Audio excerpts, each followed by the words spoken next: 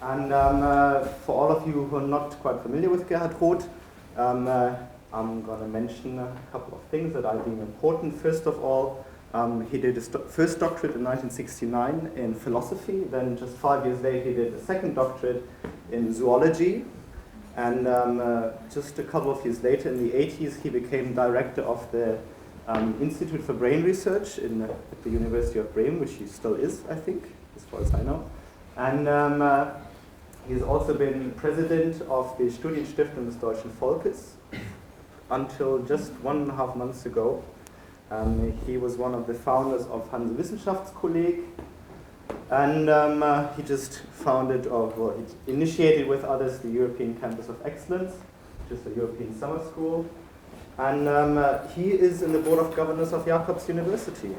And not at least to mention that just some weeks ago he was awarded the Bundesverdienstkreuz, Erster Klasse, I think, and which is the reason why the next session had to be postponed by 1 week, but I think that's okay. The topic will be neuroscience and philosophy, and I'm not going to go into too much detail, but as you might be aware of, the advances in the neurosciences have transformed our thinking about the humanities, particularly about old philosophical questions like, is there such a thing as free will? What can we know of the world? And today we'll hear the first lecture of a lecture series that consists of 3 lectures, which is announced, and it is titled The Constructive Brain. And before I will hand over to you, let me just mention that this was actually my very first book in neuroscience that I read just before I came here. And that was by him, Gerhard Roth, Das Gehirn und seine Wirklichkeit. And I think that is also one of the main topics that he will discuss tonight. So I'll hand over to you. I'm very excited to have you here. Yeah, thank you very much, Oliver.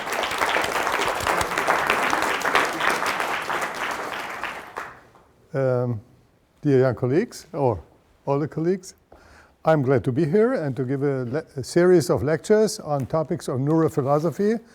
Tonight I will talk about perception and cognition in March, a little bit postponed due to the reason you mentioned.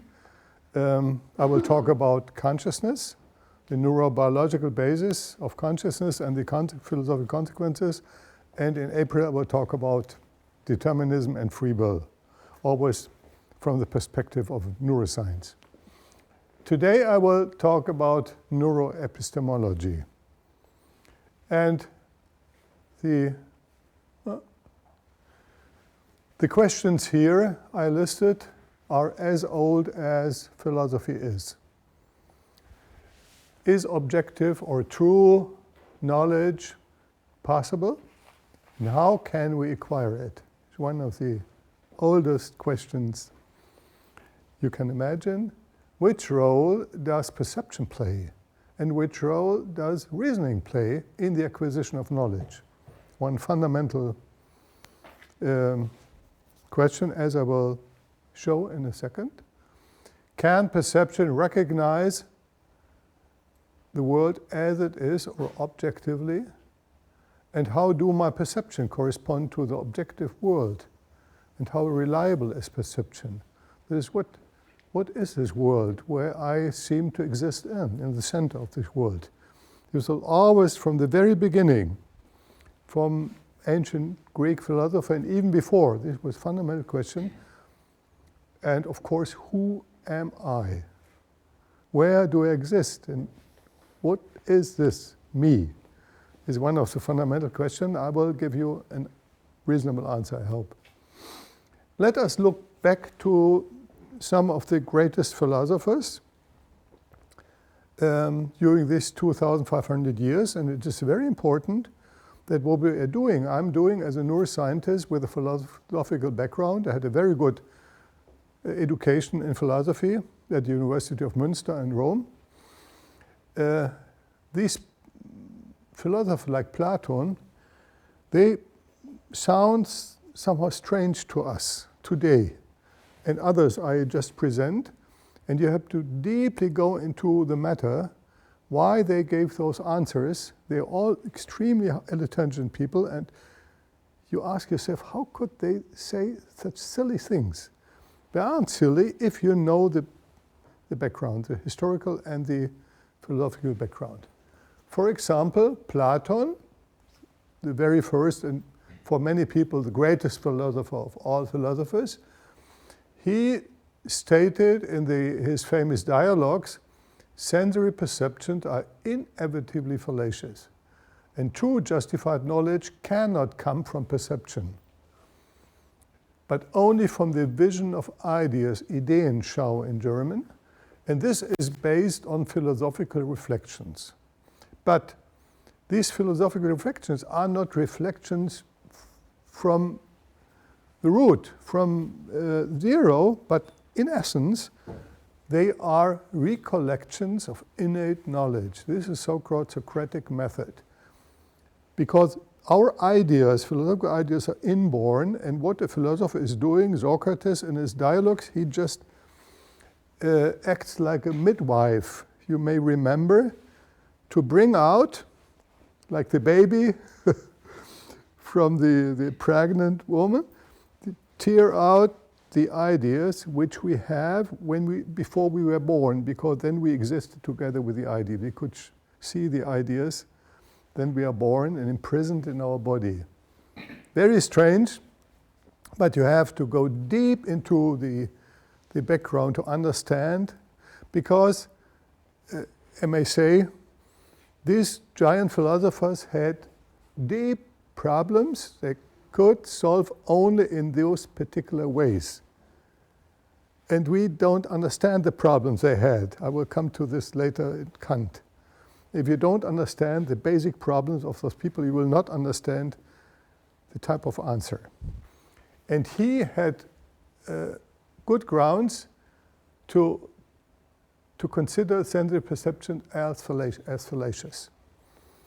Anyway, for him, ideas immaterial, unchanging, and perfect entities, but the earthly objects and events are only imperfect copies of them. And this is the reason why, through perceiving these earthly objects, we can never reach to truth. This is but we have to see the ideas. How we do this is a complex topic. Now his disciple, his student, so to speak, Aristotle, had quite different attitude. For him, knowledge does not simply derive from this vision of ideas, but from a combination, a synthesis of systematically acquired sensory data, induction, and logical deductive reasoning. This is what we would say today. He was the very first to found science in the modern sense, and he always emphasized the importance of observation, empirical studies, natural science, and he was the first biologist and had some good ideas. First physics professor, so to speak, and he was a giant for 2,000 years. And modern philosophy was struggling for several hundreds of years against Aristotle, the physics, for example. And this changed only at the 19th century, that Aristotle was overthrown. But he, so to speak, he has a modern natural scientist attitude. Now we come to one brilliant philosopher, René Descartes. And he, on the one hand, is the father of something obscure for natural science, of dualism, which we will treat in my next lecture, that there is some immaterial and some material. But he was famous for his methodological skepticism, radical doubt. He again asked, like Plato, can we trust our perception? And again, his answer was no. Because perceptions, sensory perception, are always unreliable, fallacious, except a few things, mathematics. He said, if we cannot trust perception, we have to have a method of radical doubt until we come to something that cannot be denied reasonably. And this is the famous point of something indubitable, cogito ergo sum. Because if there is something who has doubt, he must exist. This seems to be logical, although it is not, as critics said. And we will see in constructivism, even this is dubitable, because nobody knows who I am. And what existence means is not known, at least not clear. Even the concept of existence is completely unclear. Anyway, because he felt that this was not, as he claimed, something indubitable, because even this could be an error, he made a jump to the existence of a perfect and benevolent God. He said, even the existence of God is even more certain than the existence of me while thinking. This is absolutely impossible, that God does not exist. This is very important. Until Kant, even later, the existence of God were absolutely indubitable. Absolutely, even for David Hume. Probably. I will come to this in a second. And then he argues, if God is perfect, then he must be benevolent. And if he's benevolent, he cannot make our impression, cogito ergo sum, to be a mistake. This is the reason behind. Very strange thing. So even that if this were true, then at least God exists, and God is so benevolent that this cannot be the trick of a very bad spirit who would suggest this. Then the perception is only reliable if there is something clear and distinct, mostly including mathematical logic conclusions. Objective knowledge, therefore, can only come from the mind. But the mind can purify perception through logical operations. So we have Plato and Descartes who say, don't trust perception. Aristotle say perception is absolutely needed. Now this is my favorite philosopher, David Hume.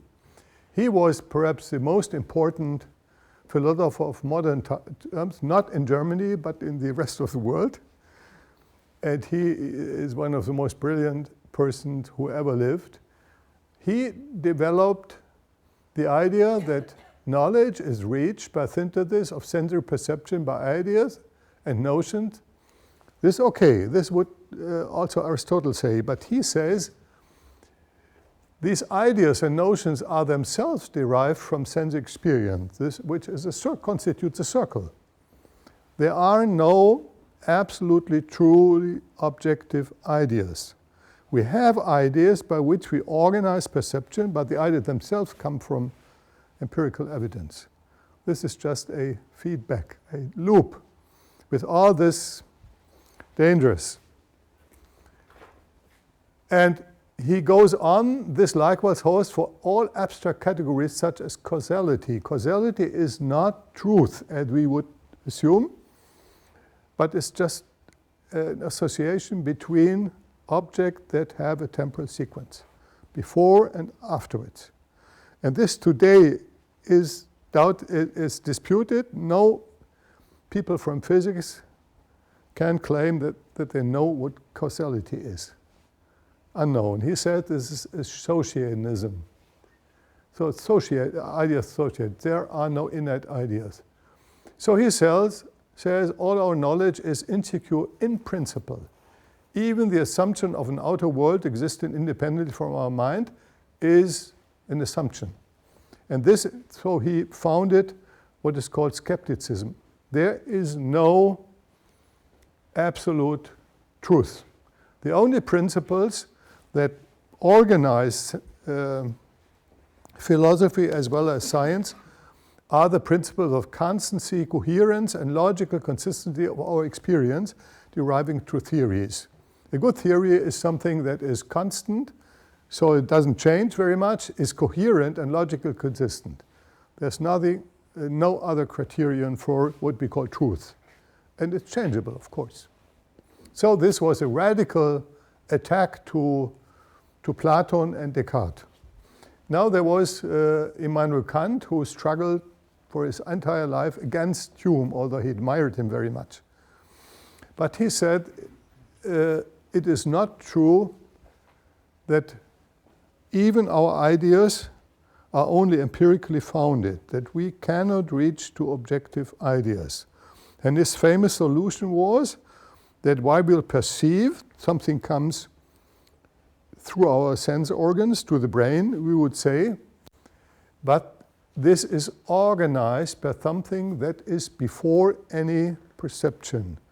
These are the forms of sensibility, which is space and time, Anschauungsformen in Germany, which are not categories, but give the framework that we can perceive at all. If we don't have a concept or the Anschauungsform, forms of sensibility of space and time, today we would doubt this, then we could not perceive. And then the content of perception is organized through concept or categories or principles of reasoning such as causality. Causality is a category.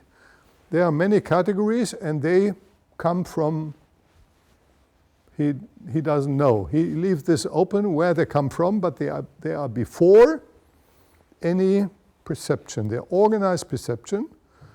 And he says that our mind organizes the world as we perceive it.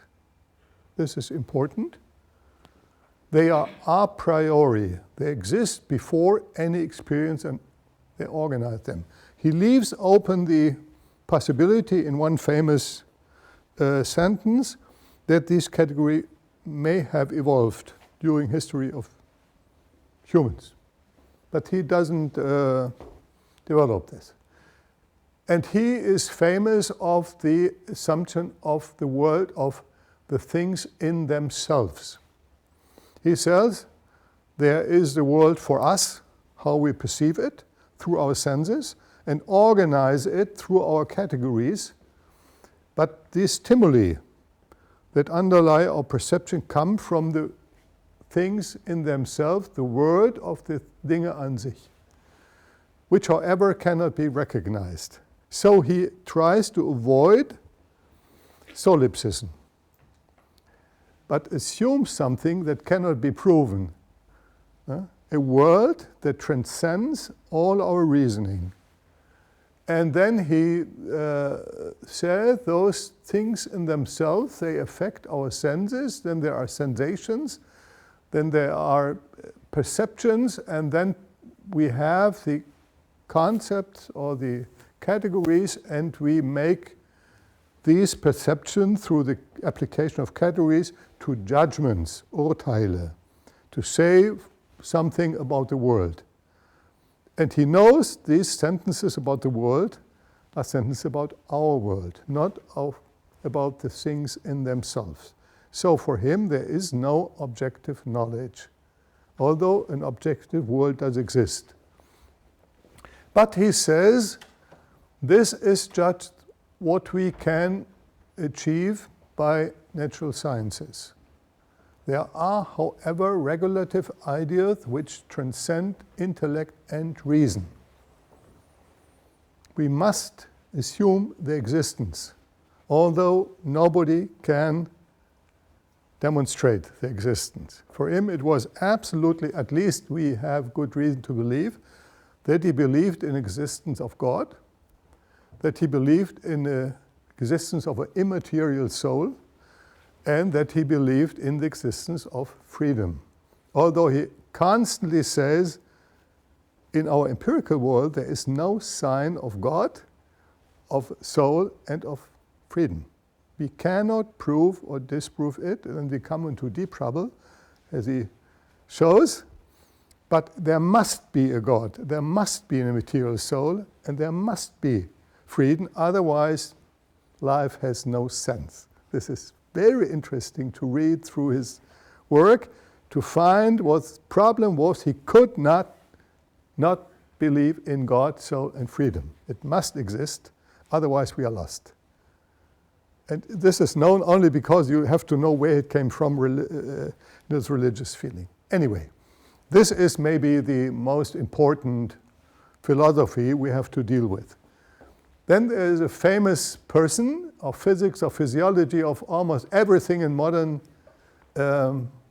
sciences, and he was a philosopher. In addition, a very prominent philosopher, and he, in his philosophical writings, he said about perception at first hand is unconscious deduction or conclusion. This was a giant, genial idea, and he said this process starts with external events that stimulate sensory organs, transduction, processing, and conscious and possibly conscious perception. So he was the first to study how this could happen. This was the first one, and he was the one who measured first in 1846, I think, that nerve velocity of impulse conduction in the nerve is at slow velocity. Previously it was thought that it was infinite, but very low. 50 meters per second, sometimes even lower in the frog. This was a scandal. Now he says something very important for what I'm going to tell you. Perceptions are underdetermined. They are equivocal. Mind cannot reach truth or objective knowledge from the pure perception. Perceptions are necessarily equivocal. And therefore, there is no systematic or reliable correlation between our sensations on the one hand and the process in the external world. And we have to think about this relationship. And he develops his famous sign theory. What we perceive is not a reflection of the outer world, but they are signs for something else. Because he discovered, which will be absolutely important in a second, for neurobiology, this is a so-called neutrality of the neuronal code. He discovered this and was absolutely shocked and said, there cannot be a mirror reflection between the world and perception. Perception can represent structural correlations, but the entities of our conscious and conscious experience are constructs of our mind. So he is one of the very important fathers of constructivism. And finally, Ernst Mach. He was absolutely important for science, especially for relativity theory of Einstein. And he was a giant in his time. But he developed a very strange philosophy and said, the only source of all knowledge are our sensations and the processes processing by our intellect, which is called positivism. There's nothing else. And the question of something behind the sensation is meaningless. We have our world as we perceive it. This is the only world. There is no world behind. It's not even meaningful to think about this world behind. The given, the immediate given. And it's interesting to read this, and you will not really understand why he put this into these terms. This is very difficult. But he, as Helmholtz and Hume, said truth is a transitional set of insights in the scientific during discourse which have survived the struggle for existence. Misspelled. So there is no truth, but there's struggle of ideas in science. And those ideas that are most economic and empirically founded will survive. So he was very modern, thinking the same kind of Darwinian evolution holds for ideas, which is very modern. So you see, these are the positions, and this is the famous drawing by Ernst Mach. Through his eye, through one of his eyes, you see here the nose, this is the left eye, as he sits in the chair. And he's it's wonderful. So this is what we see, what we hear is the only given. There's nothing else behind. We will see what this means. Now, again, these are the basic neurophilosophical questions. Is perception a mirror reflection of the world or a construct? If mirror reflection, how is this obtained and who perceives it? Who mirrors this, if it's possible? If construction, who constructs? Good question. How reliable are perception? How do we assess their reliability? And finally, where does our perceptual world arise or exist? Where? Where this world I'm perceiving, where does it can be located or exist? These are strange questions. Let's start at the very beginning. The question how and can at all our senses perceive the world as it is. We believe that this is the case, but if we start studying what sense organs are doing, then we immediately recognize first we have a variety of sense organs, but they do not respond at all to all physical chemical events in the world. They just respond to those things that are most important for our survival. This is evolutionary biological meaningful. There are some things we do not perceive directly and which is dangerous. For example, even ultraviolet light cannot perceive directly, although they do it, but we can get burnt and then we have pain. The next thing is, even though our sense organs do not respond to all aspects or properties of the outer world, even where they respond to, they respond to a tiny, tiny domain of the physical chemical world. For example, our visible light is a very tiny part of the entire range of electromagnetic waves from around, in humans, from 400 to 700 or 750 nanometers. It's absolutely tiny part, but we are not aware of it. We think this is the full part. And the reason is, of course, this is a part of the sunlight that is best visible and can be absorbed by our eyes at a depth of 4 meters below sea level, if we measure it. So the distribution of wavelengths is optimal, not in air, but at sea or 4 meters in the water below sea level, because our ancestors lived there. But all other parts of the spectrum are not well perceived. Either they are too weak or they are dangerous to our photoreceptors. This is so the reason for the strong restriction. There are some insects that can perceive ultraviolet light 200 to 400. We cannot, but other vertebrates can, so there would be no problem. And there's no idea why we cannot detect ultraviolet light, but insects, for example, cannot perceive red. Nobody knows why. Maybe red flowers didn't play any role. It's not known, but it's just shifted towards ultraviolet light. And we perceive longer wavelengths as warmth. Then there are audible sound frequencies, and we perceive it in the range between 50 hertz and 20 kilohertz when we are very young, extremely young, as a baby. When we get older, so that we have enough money to get a good music equipment, we are limited to 7,000 hertz. This is a shame. There's ultrasound, some vertebrates, an insect, up to 150 kilohertz. Bats, for example. Maybe there are insects, wonderful, but we stop at, let's say, when we are as young as you are, 12,000 hertz.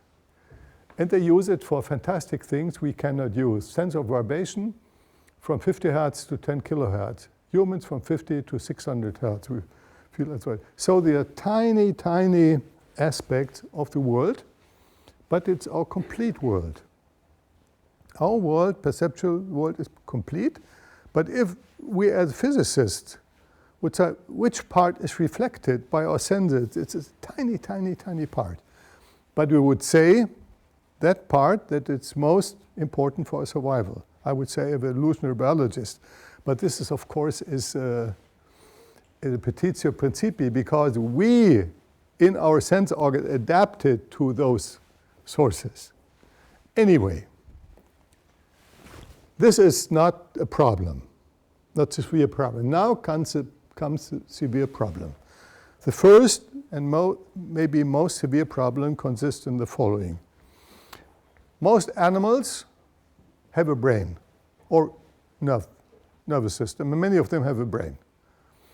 Although the most successful animals, the unicellular organisms, have no brain at all. They're single cells, and they will survive everything. But let's concentrate on those animals that have brains. Minority. The problem is you need a brain for generating and controlling behavior.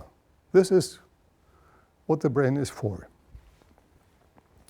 And your behavior has to be generated in such a way that it promotes your survival.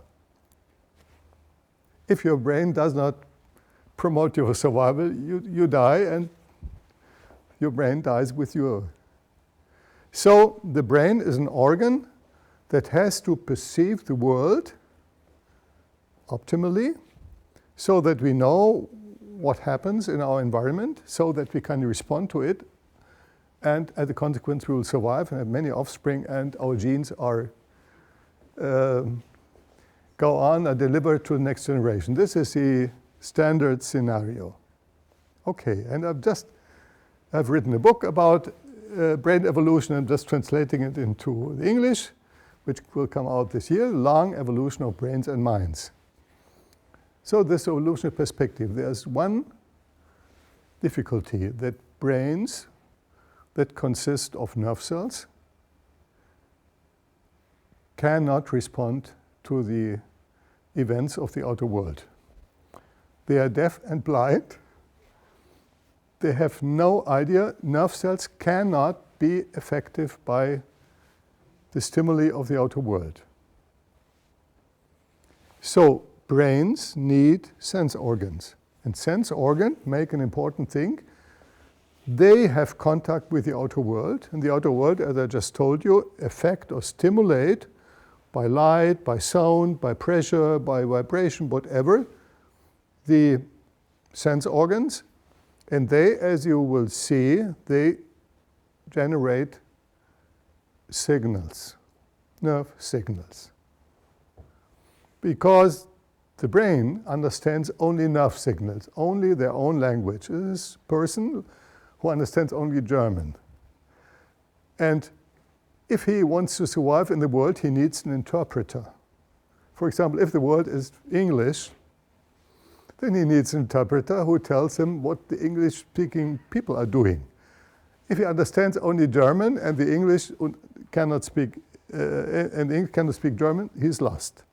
So sense organs are interpreters of what's going on in the world.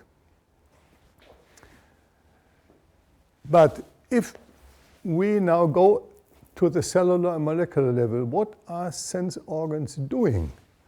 While they transduct, in the process of transduction, the stimulation of the outer world into the language of the brain and nerve impulses. How is this done? This is always done that we have very different receptors. For example, mechanoreceptors for pressure and touch. What they're doing, by pressure and touch in the sense organ, there's a membrane, there are ion channels, and there are receptors, and here the membranes are distorted and the ion channels are opened, and there sodium can go in and potassium can go out, and the nerve impulse is generated. Wonderful. And the brain can understand this nerve signal. This is transduction, or what the interpreter is doing. Next thing is chemoreceptor. There are other molecules, and some other molecule attaches here a receptor which induces the opening of a a membrane channel, and again sodium goes in and potassium goes out, and a nerve signal is being generated. Wonderful. Then there are photoreceptors. For example, here in the eye, here is some peculiarity that the photoreceptors are now light receptors, but darkness receptors, because in darkness the photoreceptors are active and they are inhibited by light. But this is not very important. The other photoreceptors, they do the opposite. You just transform inhibition to activation. This is not important, but again, here, by the absorption of a photon, there's a conformity change in the molecule, rhodopsin, and this finally induces the opening or, in fact, the closure of a hitherto open channel, so that sodium cannot go in anymore and potassium not out. But again, at the next stage, a nerve signal is being generated. Wonderful. This is a process of transduction because the outer world and all the events cannot directly influence the brain. We need receptors, sensory receptors, and they transduct the effect of the stimuli of the outer world into the language of the brain. Because the brain understands only nerve signals of particular type, and this is what the sense organs are doing. Wonderful. Now we understand how nature has solved the problem that the brain cannot perceive the world directly, but through an interpreter. These are the sense organs. Wonderful. I could stop here because there's no problem behind, except if we have a closer look. There is the eye, there's the ear, there's the finger, touch, there is olfaction. And now, as I told you, this special influence of the outer world stimuli are transformed into these nerve signals. And in the eye, in the ear, and the finger, and in the nose, there are these nerve signals. And believe me, I'm a neurophysiologist. I'm doing this job for 40 years. Oh. Nobody can tell you, while looking at those nerve impulses, where they come from. Impossible. I put the electrode into the brain, and I have nerve impulses, have no idea what this means at the very beginning. Nerve impulses all have more or less the same shape. And if they converge, again, those nerve impulses are generated, and again, nerve impulses. There are only those nerve impulses, and behind, so to speak, inside the brain, behind the sense cells. This is like a book that consists only of one symbol. 1, for example, or 0. Not 0 at 1, but just 1. It could be, I could offer you a compromise. 1 would be nerve impulse, and 0, no nerve impulse. So this is what the brain can discover. Is there a nerve impulse, or is there no nerve impulse? Then we have a sequence of 1, 0, 0, 1, 1, 0, 1, 0, 0, and this is exactly what the brain has. It's a series of nerve impulse and of no nerve impulse. But what the nerve impulse means cannot be deduced from the nature or the figure or the properties of the nerve impulse. They are all alike. This is what Helmholtz discovered. He was absolutely shocked. The neutrality of the neuronal code, nerve impulses are not stimulus-specific. Because his professor, Müller, believed that there were impulses, one for vision, one for auditory, one for touch, one for olfaction. But immediately it was known this would be an explosion of different types because we have millions of different sensory events, and you would require for every single type another signal. Impossible. And then his pupil, Hermann von Helmholtz, discovered they're all alike. And he was absolutely shocked. And we are shocked if we discover this. Because this is what our brain perceives. For example, our conscious brain has no access to the outer world. But, excuse me, we see, we hear, we touch, we perceive others. And where do they come from? Not from the outer world, because the brain constructs them only from nerve impulses. The sense organs know, perhaps, if they could know, this came from the sunlight, this came from other molecules, or this came from pressure, but the brain doesn't know. And this really is the case. There are famous experiments. If you make cruel experiments in some mammals where you have access very early in their brain development, you can make manipulations so that the optic nerve goes to the auditory region of the brain, and the auditory nerve goes to the optic region of the brain. And then the animals start, after a while, to hear something what originally was sunlight and to see something which originally was sound. And if you stimulate the brain, you apply electric stimuli, and depending on where you stimulate, you see something, you hear something, you feel touch, and so on. So what I tell you is immediately proved that this is true. Also, the brain would understand nothing but those nerve impulses. He could not manage with a huge variety of all those different events in the outer world. Impossible. Now, a sense organ could not perceive the world in this huge variety as it is. Impossible. Now, it gets even worse. Let's see here a mechanical stimulus generating a nerve impulse. There is a sensory neuron with a transduction side, and it responds to pressure, and certain receptors open, and then there is a stimulus, and then transmitter is released. There is electric stimulus, there is some pressure, touch, for example, touch stimulus. This is converted into a nerve signal, and then the signal is converted into chemical substance.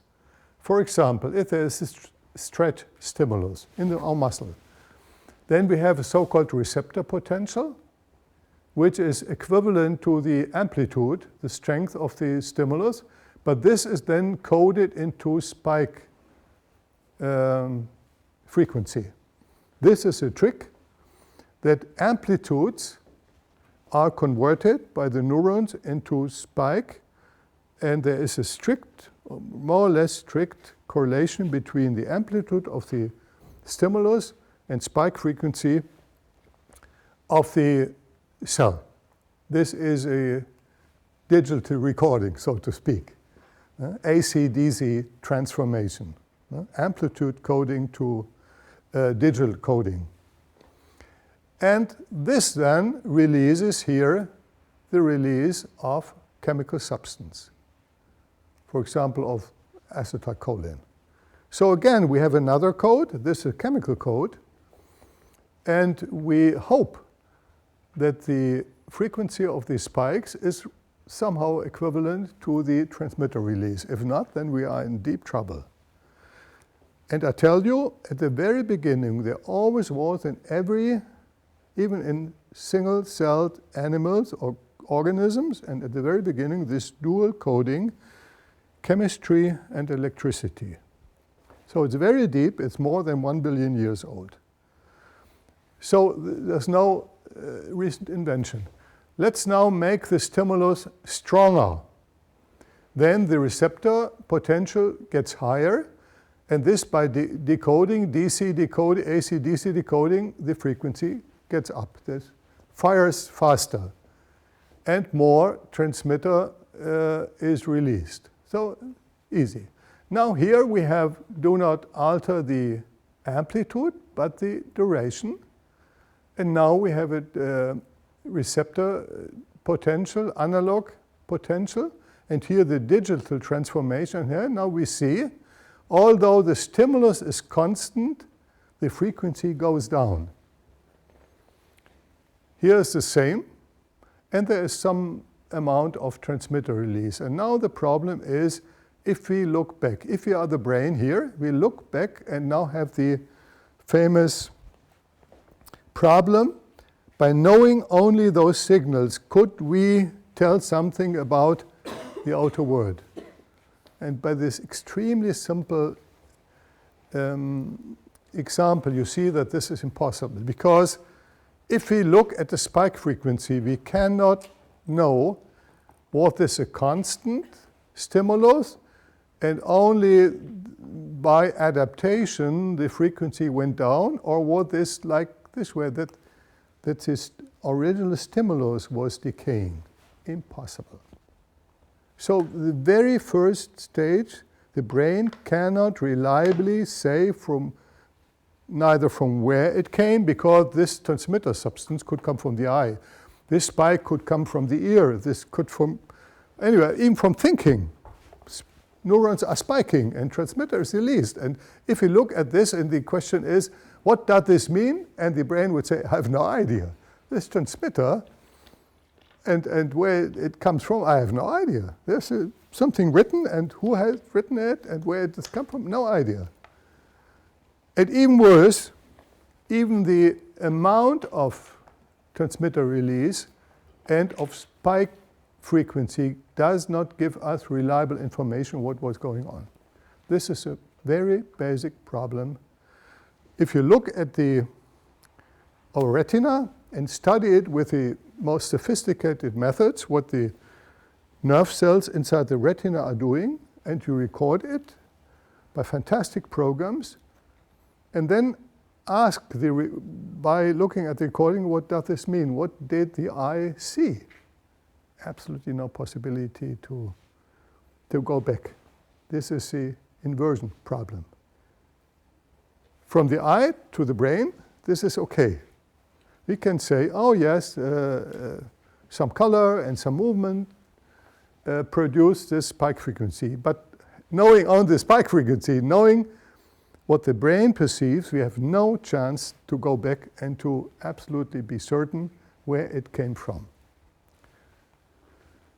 So, the principles of sensory encoding and neuronal representation. The easiest would be, as Müller, the professor of Hermann von Helmholtz, thought, our brain mirror reflects the outer world, because for every state of the outer world, there is an inner state inside the brain. There's a one-to-one correlation. Wonderful. Then the brain would mirror the outer world. But very clever philosophers and natural scientists, it's impossible, because we cannot have an infinite number of sense organs. Secondly, our brain is limited and can, in principle, not reflect the outer world, but it's part of the outer world, and a part cannot fully reflect the entirety of the world. Impossible. And second, neurons produce stimuli, and they have nothing to do in their own nature, to the outer world. The language of the brain has nothing to do with the events in the outer world, for very deep reasons. So, when we ask ourselves, what are the properties of the stimuli of the outer world, then the first is intensity. Something is intense. Light is bright and sound is high, and touch is strong.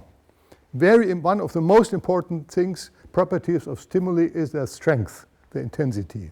How is intensity encoded? Hopefully by impulse frequency or amount of transmitter release, this, as we heard. But you see, by looking at the transmitter release and by the spike frequency, you don't know which stimulus. Could be any. stimulus. So it's underdetermined, as Hermann von Helmholtz said. Now, stimulus location in space and time. The other important things: where is the source of light? Where does the sound come from? Where does this pressure come from? Very important. Where and when? How is this encoded? This is not encoded in the activity of nerve cells, not at all, because nerve cells cannot do this. This is a construct. Very complicated construct, as you will see in a second. And finally, the most important thing of the word is a stimulus modality, quality. Modality means it is vision or olfaction or auditory stimulus or tactile stimulus, the most important. It would be absolutely impossible if I confound light and sound.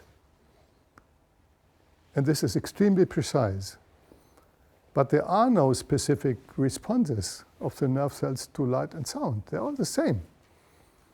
And and quality would mean within vision, color, movement, edges, contrast. These are qualities. So let's speak about modalities. This is vision, olfaction, audition, and so on. And qualities would be submodalities. And they are not represented at all by the activity of nerve cells. But they are encoded by something completely different, which again was discovered by Hermann von Helmholtz. And he, as a young man, was extremely bright, and even later, and he said, nerve cells cannot encode modality or quality. Impossible. This was the neutrality of the electrophysiological or the neural code. And he came to the conclusion that brains, as our human brain, are extended. And the nerve cells that come from the sense organ terminate in certain part of the brain. For example, our optic nerve through the thalamus ends up here in this yellow region at the occipital cortex. And the optic nerve ends up here in 41, 42, 43, the auditory cortex. And our body sensations, or the nerves from our skin and muscles, end up here in the somatosensory cortex, and so on. Olfaction is not in the cortex, is deep inside, and so on, but let's say just vision, auditory information, and somatosensation. And the brain asks, where do stimuli arise? I have no idea, they say. Where do they come from? I only know here is, say, some activation. Or here, or here. And if it's here, then it must come from my own body. Must be touch or pressure. And there are sub-zones. And for example, the fingers are here. And if there's activity here, then it must come from the finger. This is topology. So the encoding principle is topology of brain surfaces. Need not be the cortex, but everywhere where we have modality and quality, you must have topology. And it's topology principle that determines the modality. So, just hoping that everything that comes from the eye ends up here, which is a reasonable hope. Then what ends up in this area in the human brain comes from the eye. But if a neurophysiologist sticks his electrode into this region and gives a certain electric impulse, what happens? We will see something visible. And the same electric impulse stuck into the auditory region will produce a simple sound. And if we do this here, then our finger will have some sensation. And if I do this in the motor cortex, I will move my finger. So the very exact stimulus, the electric stimulus applied by my electrode is interpreted by the brain in extremely different ways. If I do this here, then I see some movement, as we'll see. If I do it here, then I see an object, or hear music or words. On the left side, I will have the illusion of words. On the right side, I have maybe music, although very simple. Here, it is interpreted as a muscle stimulus, and I will move my body. And here, if I stimulate here, I will start thinking, and so on and so on. Absolutely clear that the encoding of the content does not rely on the impulses, but on the topology of representation, either in the cortex or somewhere, but there must be maps. Maps, topological maps. There are non-topological maps, but those topological maps are sensory maps, and they create the modalities and qualities, the most important aspect of the outer world. And this, as I said, in the human brain, we cannot do this experiment, but in the ferret brain, for example,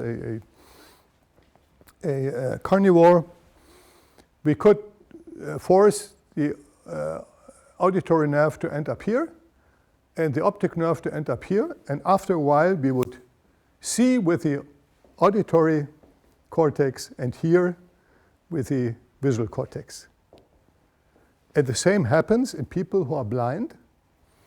Then the somatosensory cortex extends into the visual cortex, and those parts that originally were devoted to vision turn into touch or into hearing. Absolutely shocking. But this is the neutrality for the cortex. It's a topology, not the nature of the impulses. The impulses say something increases or decreases, or has a certain temporal length, but nothing else. And what is a nature is just concluded from the topology. This is universal, not even in the human brain, but in all brains. Let's see in the visual system how the brain creates visual perceptions. Here again, we must be aware of the fact or ask ourselves, what does the eye perceive? Not pictures, not colors, not light. It perceives single photons of a certain frequency and counts the number of photons per second or millisecond. These are the two things photoreceptor can do, nothing else. This is a basis.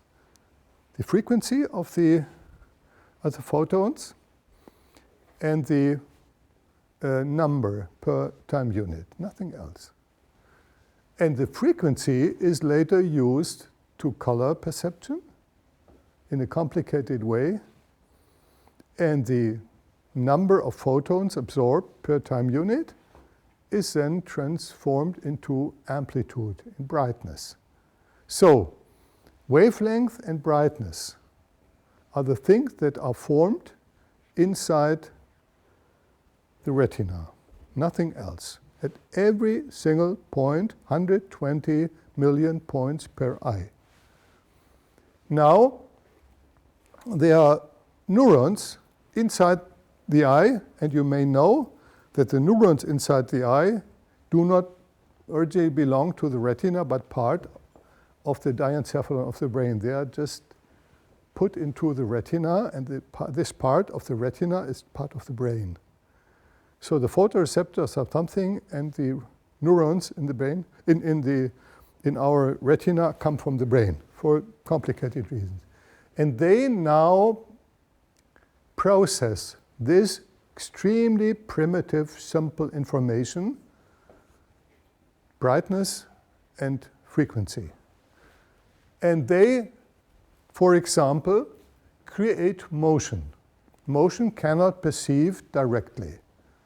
Motion is concluded from the nerve cells whether there is a temporal sequence of activity in A and of activity in B. at T1 and T2. And from this, motion is concluded. We cannot perceive motion per se, but motion, the information about motion, is created in the retina and then sent to the upper parts of the brain by reasoning. If at T1 there was activity in A and T2 there's an activity in another side of the retina in B, then I conclude something has moved at one single tiny, tiny, tiny spot. So motion, as fundamental, is already construct. If I look at A and B and see at time T1, T2, there is no sequence of activity, but always simultaneously sequence, then the brain creates an edge. If at this side and this side there's simultaneous activity, and there's a close neighborhood of the two spots, then we perceive an edge, no motion. And edge and motion are the fundamental principles of our visual system. This already created, constructed at the retina.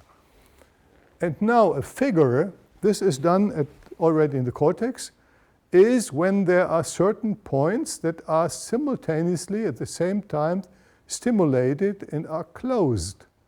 Then we immediately see, or the brain sees, a figure, shape. Shape is a construct. Our eye cannot see shapes. We see edges or contrasts and motions, and if we have a closed line of edges, then immediately we see, consciously or unconsciously, shape.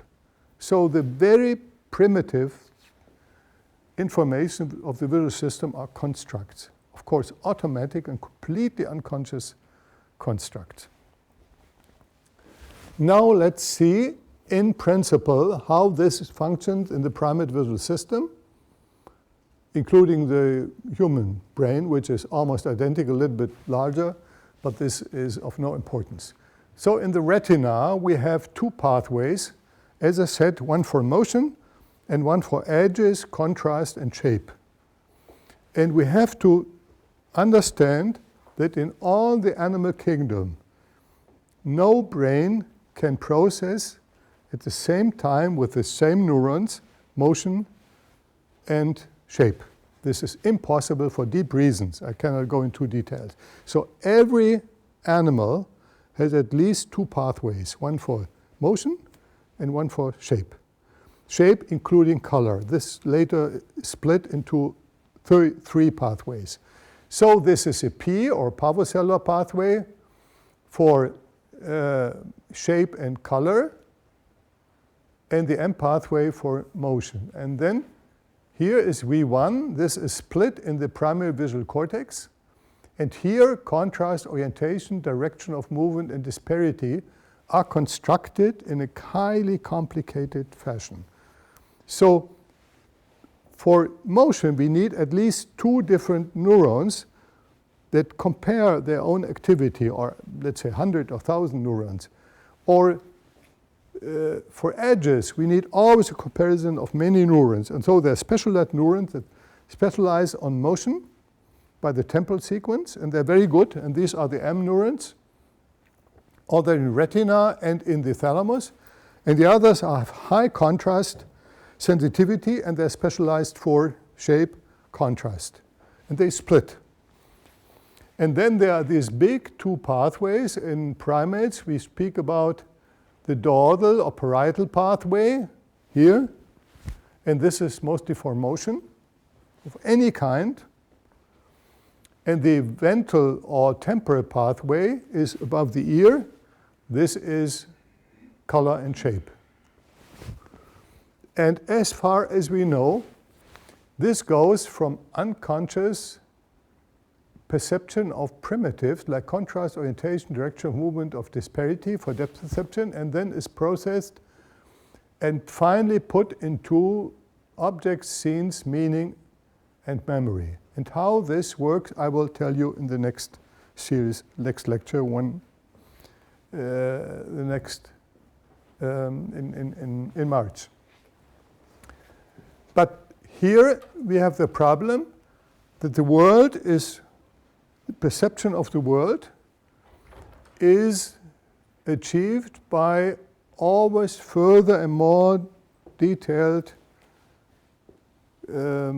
establishment of constructs. Everything is constructed from the two primitives, which is photons of certain frequency, of certain brightness, then this develops to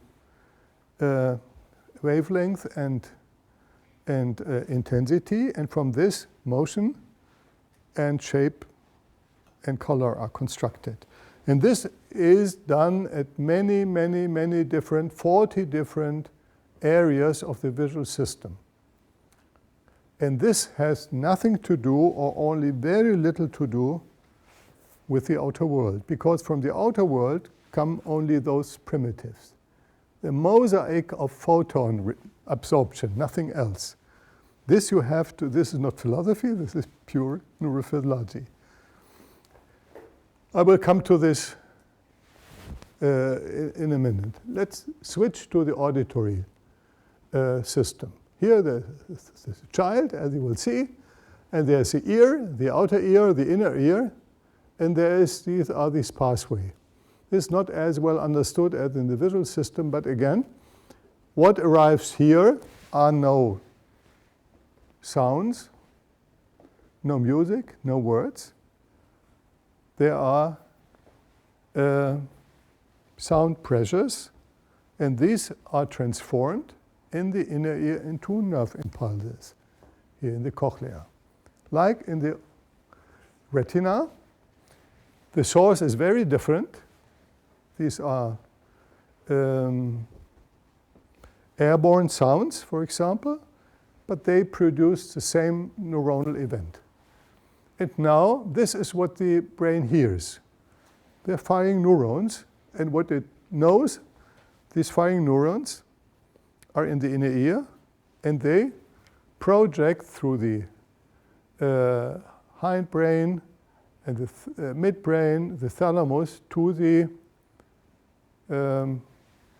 auditory cortex. And what arrives here as a stimulation is automatically interpreted as sound. Automatically. If I stick a stimulation electrode here,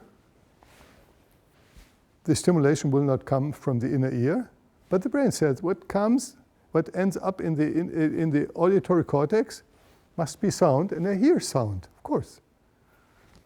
And if I'm older and my cochlea is strongly firing, I hear these sounds, although there are no sounds in the world. No? When you get older, you have these artificial sounds. But where does all this wonderful world come from? From all our sounds, for example, music and speech. How is it created? If there are only firing neurons in the inner ear. First, there is a big decision between language and non-language, as I will show you here. Again, here we have the Wernicke speech area and the Broca area. Remember this. But let's just see what the construction of meaning in the brain during understanding of spoken language goes. The inner ear makes the transduction of sound waves into nerve impulses. Nerve impulses are absolutely neutral.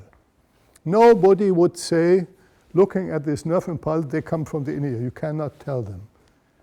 And opening a book, you cannot tell from the letters who was writing it or where the book came from. This is the same problem. They're neutral symbols. Then the brain stem constructs by a way which is not fully understood, pitch, site of sound source, amplitude, and harmonics. This is done in the brain stem. But nobody really knows how. This is then sent to the primary auditory cortex. For example, here, left and right side. But there is a fundamental distinction between language and non-language sound, so that the brainstem sees the sequence of impulses, analyzes it, and says this can only be language. or this is music. This is either inborn, we know this, every baby immediately after birth identifies speech sounds or music, or is acquired. But this is learned by evolution or by the individual, and immediately this is then sent to the left or the right hemisphere. The same impulses go either to left and right, and left temporal lobe, it goes to this Wernicke area, and this is primitive meaning of the words,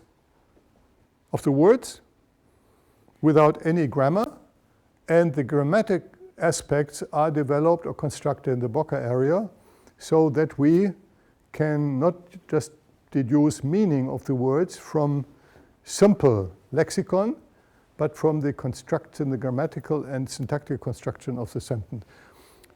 This is found in all mammals, maybe in songbirds too. This is found only in humans, on the left side. And the right side, we hear the intonation of the voice, which is the emotional side of the voice, and music, harmonics, and so on. This is right side. Pure construction. This could be otherwise, and some people have just turned it the other way, and they, as you may know, in some left-handed people, the speech centers are in the right hemisphere, and the music is in left. It doesn't matter, because you have to construct from symbols anyway, and it doesn't matter where you do it. And if it's the right temporal lobe and limbic center, then you have analysis of affective emotion components of language, mimic, and gesture. So, what we have learned is that the brain, of course, has contact with the outer world. Otherwise, it could not survive with its organism. But this contact is very complicated and indirect. The sense organ have to translate, to transduce the effect of the outer world, but into a language that is neutral to its content. And the brain now has an extremely complicated task to reconstruct or construct what these impulses could mean. And this is done mostly by topology. And topology, however, must be reliable. If some things change, then we are in deep trouble. But we as humans could, after some weeks, could switch the interpretation, because we see what we hear cannot be sound, but should be light, sunlight, for example, but only what some very bad neurobiologist has switched on my nerves. Even not knowing this, we could defer, and the brain does an estimate, and after some weeks, the brain changes. This is the fundamental plasticity. Now let's again have a brief look at the fundamental problem. If my eye could really reflect this nice rose in the brain as it was thought until 100 years ago, for example, here in the occipital part of the brain, in the visual cortex, people were looking, where is a picture? And they asked themselves that inside the eye, of course, everything we see is upside down. And from them, this was a problem. Who turned this again back while this rose is now upside down? How could it be that we see it upright? And only 50 years afterwards, we recognized this was an absurdity, because there is no upside down. There are nerve signals. There is no picture inside the brain. There are nerve cells firing. Again, you could say, well, there's a nice encoding of this rose, and there's no problem whether or not it's upside down. But this is the problem of the observer. Who looks at these pictures? Another mind. Another brain looking, but then we have the infinite regress. Then we need another person looking at the rose, in the rose, in the rose, in the rose, and so on. And this is the deepest problem, that we perceive something, but there is no perceiver. My friend Wolf Singer has written a famous book, The Observer in the Brain, but unfortunately there is no observer. There is no observer. Nobody observes this. Another friend of mine, unfortunately he died, I think 10 years ago. He had the idea, together with Wolf Singer and others, that when we perceive something like this face, somebody might recognize who it was, that if we see this as a face, then certain parts of the cortex would synchronize and oscillate and synchronize.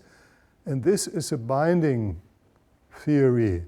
And if you turn this upside down, of course, nobody would recognize. You know who it was?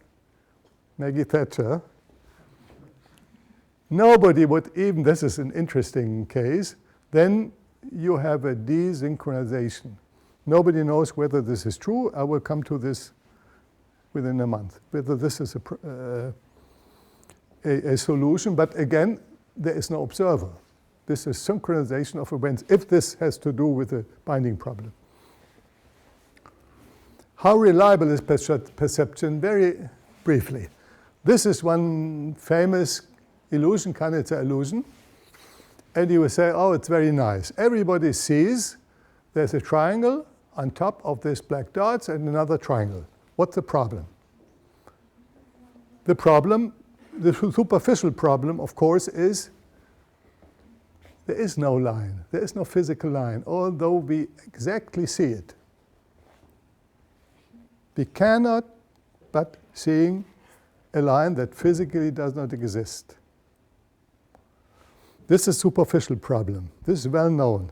The deep problem is if I use this as a stimulation for visual cells in the cortex, then although there is no edge, cells respond to this edge. There's a virtual non-existent edge, and if this non-existent edge goes over a certain part of my retina and of the visual cortex, the cells strongly fire. How could this be?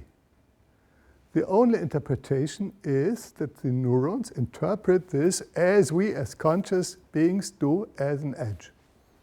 Fantastic, isn't it? That this illusion is deeply inside our visual system, and we cannot but interpret it as an edge. And not only we, but our primitive neurons in the primary visual cortex do this. Fantastic, isn't this? How could something that is not there stimulate the brain? This is the deep problem. You see this famous Müller-Lyer illusion, which is fantastic if you do it in a course. You can even calculate it with a student. That is the subjective perception of the longer length is about 30%. It's absolutely surprising. And if you draw it by yourself, you have drawn it and then you see the perception. You know that both lines are absolutely identical, but as you put these angles on top, 30% longer.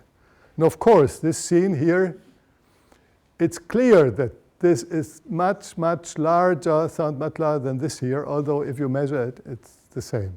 So we see it as a perspective, and then we enlarge everything that seems to be more distant, and this nearer to me. This is one possible solution. Whether it's true or not is unknown. But what I want to tell you is that there are mechanisms of our perception that are pure constructs, but so robust that by no way, even if we were drawing them ourselves and know that they have the same length, we fall into the trap. So we differ from this fact that they're rooted very deeply, at least at the level of the primary visual cortex, maybe much deeper. This is the most fantastic optical illusion I know. What will you say? The the color here of these two parts, are they different? Are they? Yeah? Huh? If they are, it's not very much. Could we agree? Huh?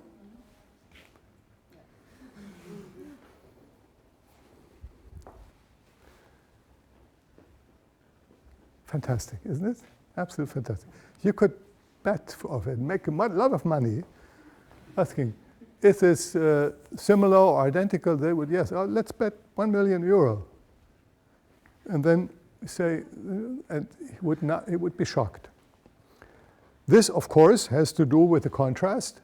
Here dark against this light dark, and here white against dark. And if we cover this, then we have equal intensity. And this is done in our retina. We cannot do otherwise. And this is a very famous illusionary motion. You may know it, although there is no physical motion. We interpret in a way we do not understand as motion. Absolutely impressive. So this tells us all these things are constructs, but they are unwilled constructs. They are constructs out of the range of our conscious perception. And we can prove in bony fish, in frogs, and in birds, they all underlie those illusions. Fantastic. Even honeybees underlie them. So they're very robust, and they are constructs. They lie about the world, but they are very robust lies. Who knows this? Yeah. How fast did you recognize what it is? How fast? Immediately? You have seen this many times. You have seen it? Yeah. But some seconds. Yeah. For all those who have never seen this scene, who is it? What is it? I have done many studies, and all of us extremely bright students like Oliver from the Studienstiftung, and they stared at it for 1 hour, and even the brightest could not tell what this is. And I will promise you, after I described what it is, there will be a switch in 80% of people, and this is not dependent on the IQ, I promise you. And afterwards, you cannot but see it in one specific way. First, you could stare some people, right? Oh, Professor Roth, please tell me what this is. One person saw in this God and Michelangelo, Michelangelo's God and Adam, the creation of Adam, and fantastic things. And the problem, and the thing is, once I have described to you, you will see it, and this will be extremely stable. I promise it to you. So, this happens in northern Germany, as you will see. This is absolutely clear that this is northern Germany. And there is a cow standing with her body parallel to you, but turning their big head towards you. You see, northern German cow on the northern German meadow. Of course, black and white. This is the back of the body. This is one ear. This is the front. This is another ear. This is the right eye. This is the left eye. This is the nose. This is the nose. This is the whole right hole of the nose, the left hole, the nostrils, and so on. And the cow is looking at you with a big head. And this, of course, is near Bremen. See it very clearly now. Cow in the meadow. So, everybody can see it. It takes a time. But after you've seen it, you cannot do otherwise than see the cow. Then it's stable. So something has happened.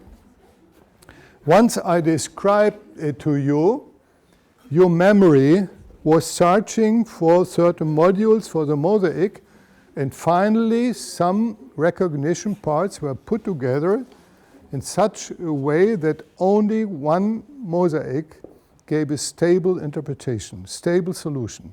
And this stable solution is now stable for the rest of the world.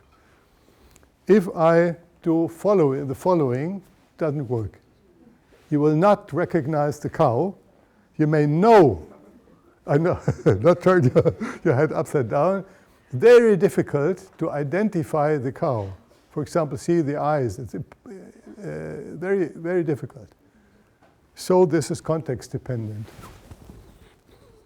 So summary one is sensory receptors respond to tiny aspects of the physical-chemical world. Excuse me. To those that are most informative for survival. They decompose this world into sensory primitives. The most primitive things are single photons or single deviations or pressure elements or everything. The world is decomposed by the photoreceptors or by sensory receptors into a mosaic of the tiniest elements. And then this sensory input is transduced into a sensory, extremely simple alphabet of the brain, impulse frequency and transmitter release combined with special coding. And meaningful perception now is the result of parallel and of sequential interpretation of this mosaic into increasingly more meaningful entities. And this goes up. Let me turn back. I will deal with it in the here. There is a bottom-up process driven by the external stimuli. At the same time, there is a top-down processing. These are details.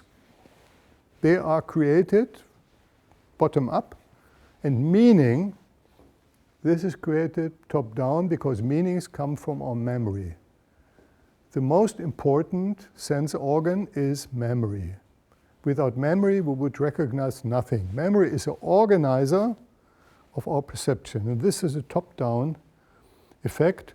But memory without content would be meaningless. So the sense information comes bottom-up. And here is, as I will show you in the next time, this strange mixture of bottom-up and top-down, of details and of meaning. This has to do with consciousness. Excuse me. Now let's come to a conclusion. This is naive realism. There's a world and there's an observer. This is how I feel myself inside the world. I'm perceiving the world is there, and I'm perceiving it. What's the problem? This is naive realism, and naive realism is nothing bad. This is everyday realism. Things are as they are. There's color, there's shape, there's sound, there's light, and you could easily prove if I touch something which I've seen, or a sound can be identified, what's the problem? The problem, for example, would be how come the distant objects are small and near objects are large? Are they really small when they are more distant? Nobody would say yes. But here you are shocked. Nobody has thought about perspective, what perspective is. We are used to the fact that distant objects are small, although they are huge buildings. And when persons come nearer, they get larger. Strange, very large. And they could tell you that this optics, simple optics, but this already is very strange. But another shocking experiment is just looking with one eye and with two eyes. With or without stereopsis. A shocking difference. And stereopsis is something extremely strange. You may know it is constructed in our brain by the divergence, by disparity of the two images. from the left and the right eye. But we see one object, not two objects, hopefully. See one, but then with depth. So depth is a complete construct. And nobody really knows. It is known that major parts are done for stereopsis in the primary visual cortex, but not precisely. And with one eye, we cannot have stereopsis. We can have depth perception, indirect, but not stereopsis. Stereopsis is one of the most complex constructs of the two eyes. And we have excellent stereopsis, while many animals don't have excellent stereopsis and have to move their eyes. This is then indirect depth perception by parallaxis, so like snakes or many insects are doing motion parallax, and then they can triangulate the depth, but they don't see it. But we as primates have frontal eyes and have this extremely fantastic stereopsis, up to 5 meters. Then we have indirect. And I tell you, the problem that stereopsis goes for 5 meters and is constructed in one part of the brain, and depth beyond 4 or 5 meters is constructed in a completely different part of the brain, but we don't see where this part stops and the other begins. We have just one space, but this space is composed of extremely many different things. And even worse, color and shape are, as I showed you, are processed in very different parts of the brain from motion. And there are patients who can recognize only objects when they are moving and not when they're standing still, and the opposite. And there are numberless cases of patients where you can tell from their cognitive deficit the brain lesions. What they can do, motion perception, color perception, you can even tell this must be in visual cortex number 2, ventral part. But now this is the observer. And they easily say, oh, the world is as we perceive it. But now we know this cannot be. Philosophers have had only very some hints that there was something was not correct. But they had no clear, except depth perception, disturbances, analysis of disturbances. Now we know, after knowing what sense organs and neurons are doing, that the brain first has no contact with the outer world, so that the brain of the observer cannot perceive the world directly in principle. It's impossible. There are sense organs that do the job, but sense organs, if we study them correctly, do a very strange job. And they transform the multitude of the outer world into one and the same class of signals. And the brain has to interpret. This is absolutely the same if an archaeologist finds some object there in the desert of Egypt or what else. And the question is, what does this mean? Is this inscription? Is this art? Is this fly shit? Is this something? Is this an artifact? Or no idea. And then the archaeologist, from the context, from his imagination, tries to construct. Or the remnants of the ruins in Crete. This British, what was Sir, well, no, Sir Evans, no, this person. Anyway, he had some things, and he reconstructed this whole palace in Knossos, and nobody knows if this were really true. He might have invented many things. There were just few remnants, and he reconstructed. When you go to Knossos, you find a wonderful palace, but nobody really knows if this is all bullshit. It's constructed. And sometimes in archaeology, people reconstructed things that never happened. It's the same problem. Okay, so this is impossible. Now, we are dualists at neurobiologists. We say, of course, the observer has a brain. An observer can look at the brain and the brain looks at the world. So where's the problem? If the brain exactly reflects the world, then the observer has a brain and looks at the brain and knows what's going on. But again, if this doesn't hold, then the observer can observe whatever. It doesn't function. Even the critical standpoint that in between there is a brain, which for most philosophers doesn't exist, the brain. Because we have the illusion that we perceive the world directly. We have absolutely no direct hint there is a brain in between. The world is directly in front of me. I see Oliver directly in front of me. There's no brain. Where's the brain? And this is a problem. And we believe there is a brain, and we have good reason to know, but the brain doesn't exist. This is one of the deepest problems. The disappearing brain. Brain doesn't exist. My thalamus doesn't exist. My visual cortex doesn't exist. I see. Things are there. Now we have critical neurobiological realism. We know that there is a world, but there's a brain, and the observer is not outside the brain, as many philosophers would believe, because they say, well, the observer, for example, has reason, but the brain has only causes. This is, if you look at Habermas and all those philosophers, they strongly distinguish between observer and brain. The brain is causal, has causes, and the observer has morality, ethics, and reasons, and explanation, so on. This is standard, but this is, of course, nonsense. The observer develops for 20 or more years inside the brain. When the child develops, it's a very complicated process, and every developmental psychologist knows all the steps, how we come to develop consciousness and perception and reason and so on. This takes many years. But again, the observer inside the brain could recognize the world or not. Now we have learned that the brain cannot recognize the world, can construct a world.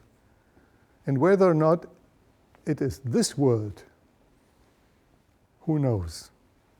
So we end up with the radical constructivist position. There is an observer, and if he is a neurobiologist, he can look at the interaction between the world and brain. When I go into my laboratory, I can stimulate maybe the brain of a colleague or of a frog, of a rat, and there is an environment of the brain, and here is a brain, and I can stimulate the brain through certain experiments. And study this, what the brain is doing if I change the world, stimuli, for example. Show them frightening pictures or friendly pictures or other stimuli, and always, this is what the neurobiologist is doing. But this is always, as the radical constructivist would say, inside the world of the observer. The observer looks at a certain theater and interprets it. This is what Ernst von Glaserfeld would say. So for a radical constructivist, it would be meaningless to talk about a world outside here. Because the only world that exists is a world that exists inside the world of the observer.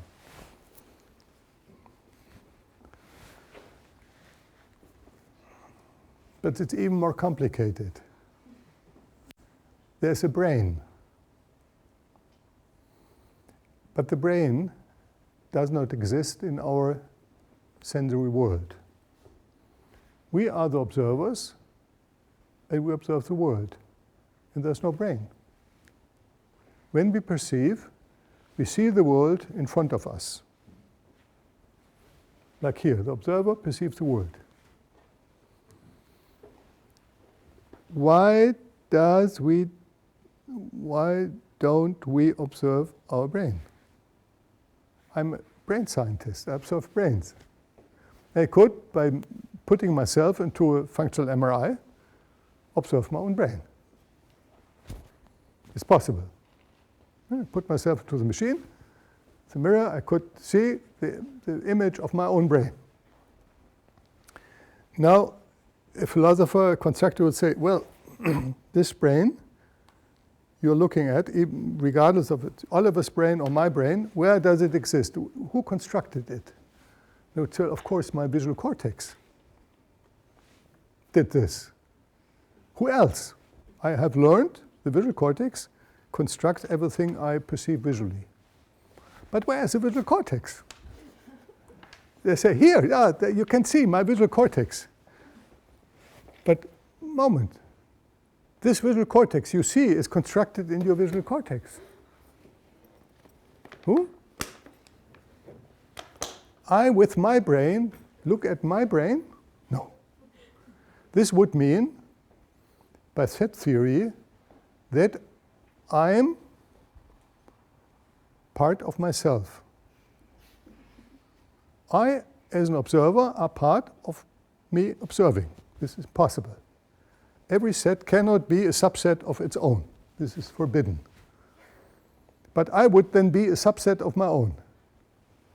So the only solution is, what I'm studying is not the brain who constructs all this visual world I'm perceiving. What I see is a construct.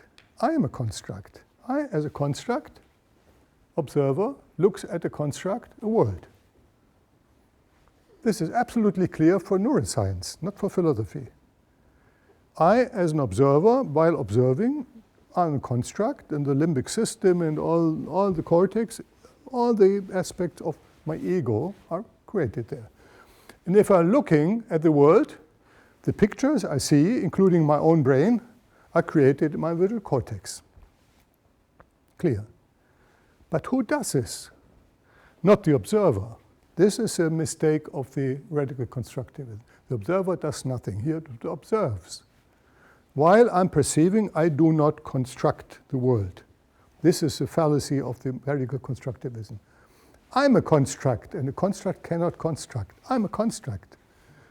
And the world is a construct, and this relationship, and this takes place inside the brain. But the brain does not exist in my perception, in my experience. So we really have something like a Kantian world in itself. The brain that exists, hopefully, that constructs an observer who observes the world, and both are constructs.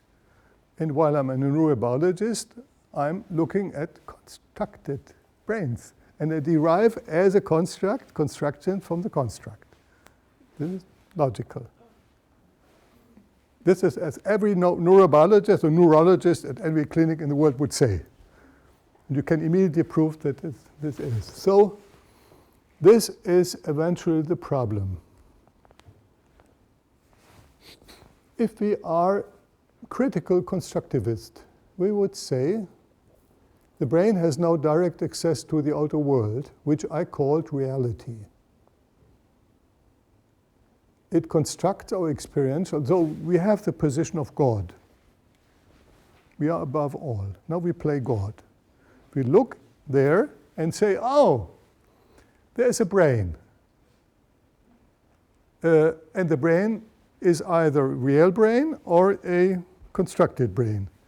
And there's an outer world called reality. It exists independent of consciousness, of our perception.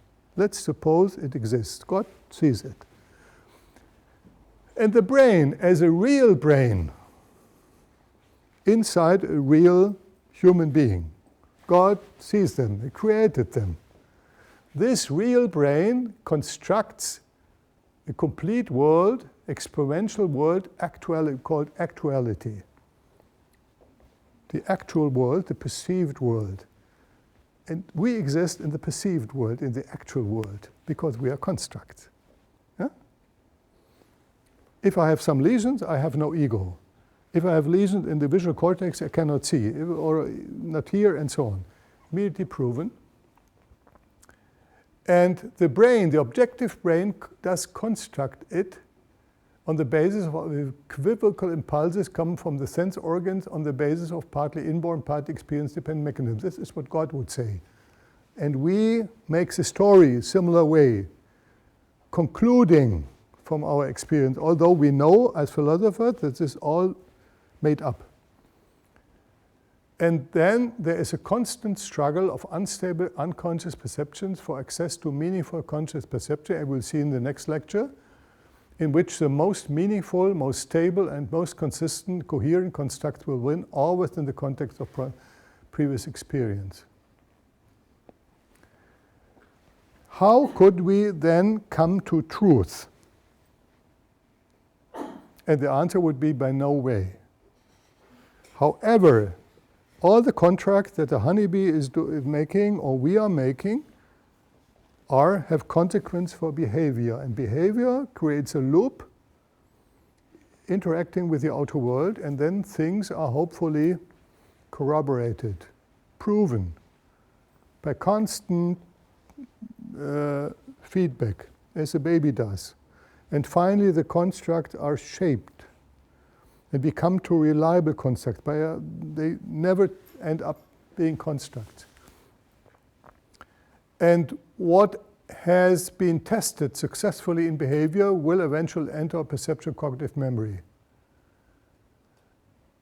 Our actual world, including our ego, is a construct of the real brain, which, however, does not occur in the actual world. This is very difficult to understand, but it's absolutely necessary in order to avoid solipsism. A radical constructivist is a solipsist. He says, the immediate, like Mach is a solipsist. Only the immediate given, there's nothing behind. But then, as a natural scientist, most things would not be explicable. Evolution would not take place. It's endless. Everything is as it is. So we are forced, concluding there is an outer world, like Kant's world, that affects, through via the sense organ, our real brain, and then constructs come up that have this feedback loop through behavior. So we have two worlds, this real world and this actual world, as I coined it. This is awkward, but it's also not my invention. Other people, maybe more intelligent, have seen this is the only solution, these two worlds. And otherwise we could not say that what we are perceiving and cognizing are constructs. Because we have to explain how these optical illusions come up. Otherwise, we could not distinguish between optical illusions. We have to refer there is something in our perception that's robust against our mental construct. We know that the lines are equal, but we don't see them as equal. We know that distant objects may have the same size as nearby objects, but they appear different. So, I wanted to show that even if you have absolutely no interest for epistemology or philosophy, and just study neurobiology, neuroscience, and you want to understand how the brain works, you deeply end up into classical epistemology. And most questions from 2,500 years ago can be answered today by saying what I just said. Not everything, but most things. That there is no absolute truth and can never be. As Hume said, that perception cannot be a mirror reflection of the outer world from extremely simple principles. That what we perceive is not the reality. There must be two worlds if we want to avoid solipsism, that only my mind does exist, nothing else. And so on. Just by exclusion, we end up to what Helmholtz and even Kant, Helmholtz was a Kantian, concluded. But we will never know whether this is the truth. So if we eventually die and stand in front of God and ask, please, dear sir, tell me what's the answer to everything. If he doesn't say 42, but tells me, my dear Gerhard, the world is as you perceive it, then I would be shocked. Absolutely shocked. There would be more science would be more illusion as it is. So, what I want to say, being a neuroscientist, inevitably, we are confronted with those deep problems. And interestingly, you might have seen this big volume by Candle and colleagues, Neuroscience. There are many chapters on molecular neurobiology, on cell biology, and so on. And in sensory perception, I think at page 350, there's a sentence, all we perceive is a construct of our brain. Not at the very beginning, but only after a long sequence in a famous textbook. And then you ask yourself, if this is true, then what's written in the book is a construct. Who tells me whether or not it is true? Okay, thank you very much, and see you in a few weeks.